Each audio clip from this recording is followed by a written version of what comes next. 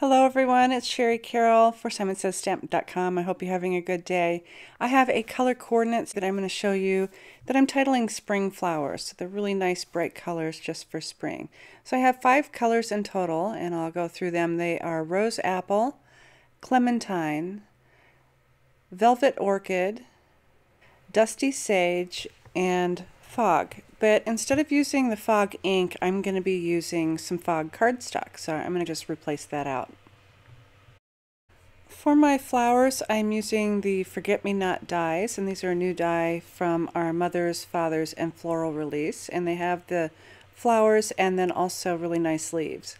And I want to show you a really quick tip that I've learned over the years in how to flatten out your dies. So I've put my dies back on my really nasty die cutting plate, and I'm putting a clean sheet of paper over top, and then replacing the top plate on top. I'm going to run this through my die cut machine, and this will flatten everything out really nicely. So I'm going to start coloring these, and I'm starting with my Clementine, and I have a Sukaneko dauber that I've already used for yellow ink. I want to prime it a little bit with the new color, so I have dipped it into the ink, and I'm also blotting off onto my paper. So I'm starting in the center of the flower and moving my way around. I want concentrated color in the center and then faded out color as I go throughout the flower. Each time I dip into the ink, I blot it off, and then I work my way again from the center on out. This gives me a really nice blend. This fading out of the colors also gives you another look at what your inks can do and the different tones of color that you can get from each ink pad. Next, I am working with the Rose Apple, which gives me a really nice pink as it works out and fades throughout the flower. I have colored all 4 of my flowers, and to finish things up I'm using the Dusty Sage on the leaves, and rather than doing a circular motion I'm doing more of a swiping motion because of the fine detail cut of the leaves. To create the background for my flowers, I'm stamping the flower medallion onto my Fog cardstock, and right now I've just kind of looked at my arrangement of how the stamp will sit onto the cardstock. I'll be doing some white embossing, so first I want to use my anti-static bag, and I'll be going all over this panel of Fog cardstock just to make sure that I remove any of the static or grease from my fingers. I'm using the Simon Says Stamp clear ink, and I'll cover the entire surface of the stamp.